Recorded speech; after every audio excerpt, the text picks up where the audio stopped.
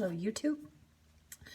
Kaylee the Queen of Cops coming to you again from the car hole. I am smoking my Mark Twain with some Cold Blood Red Moon. I was feeling a bit intellectual, so this pipe kind of mirrored that mood. I am doing a VR for Smokey Dan, who is celebrating 500 followers. Congratulations, Dan, they're very well deserved. He wanted us to read a passage from our favorite fairy tale or story of fiction. This story happens to be so small that I think I'm just going to read you the whole thing. Or so short, I guess I should say. It's coming to you from one of my favorite books, Politically Correct Bedtime Stories. Half of you are rolling your eyes. I know political correctness can be kind of a hot button issue with some people. There are those that are all for it and some that are all against it. So I hope that you will take this in the spirit of which it's being brought to you, just for fun. Let's have a laugh together, you and I.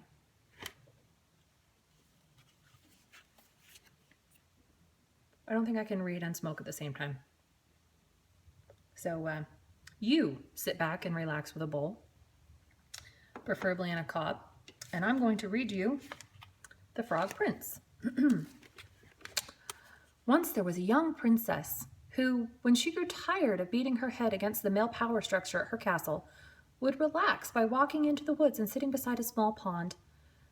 There she would amuse herself by tossing her favorite golden ball up and down and pondering the role of the ecofeminist in her era. One day, while she was envisioning the utopia that her queendom would become if women were in positions of power, she dropped the ball, which rolled into the pond. The pond was so deep and murky, she couldn't see where it had gone. She didn't cry, of course, but she made a mental note to be more careful next time. Suddenly she heard a voice say, "I can get your ball for you, princess." She looked around and saw the head of a frog popping up above the surface of the pond. "No, no," she said, "I would never enslave a member of another species to work for my selfish desires." The frog said, "Well, what if we make a deal on a contingency basis? I'll get your ball for you if you do me a favor in return."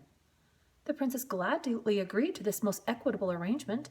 The frog dived under the water and soon emerged with a golden ball in his mouth. He spit the ball on the shore and said, "Now that I've done you a favor, I'd like to explore your views on physical attraction between the species." The princess couldn't imagine what the frog was talking about. The frog continued, "You see, I'm not really a frog at all. I'm a man, but an evil sorcerer has cast a spell on me. While my frog form is no better or worse than my human form, only different, I would like so much to be among people again. And the only thing that can break the spell is a kiss from a princess."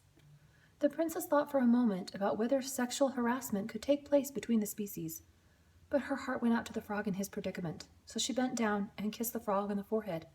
Instantly the frog grew and changed, and there, standing in the water where the frog had been, was a man in a golf shirt and loud plaid pants. He was middle-aged, vertically challenged, and losing a bit of hair on top. The princess was taken aback. "I'm sorry if this sounds a little classist," she stammered, "but what I mean to say is, don't sorcerers usually cast spells on princes?" "Ordinarily, yes," he said, "but this time the target was just an innocent businessman. You see, I'm a real estate developer, and this sorcerer thought I was cheating him in a property line dispute, so he invited me out for a round of golf. And just as I was about to tee off, he transformed me. But my time as a frog wasn't wasted. I've gotten to know every square inch of these woods, and I think it would be ideal for an office park condo resort complex. The location's great, and the numbers crunch perfectly. The bank wouldn't lend money to a frog, but now that I'm in human form again, they'll be eating out of my hand. Oh, will that be sweet. And let me tell you, this is going to be a big project. Just drain the pond, cut down 80% of the trees, get easements for..." The frog developer was cut short when the princess shoved her golden ball back into his mouth. Then she pushed him back under the water and held him there until he stopped thrashing. As she walked back to the castle, she soon marveled at the number of good deeds a person could do in one day. While someone might have noticed the frog was gone, no one ever missed the real estate developer.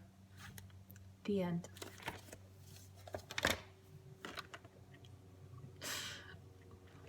Okay, seriously.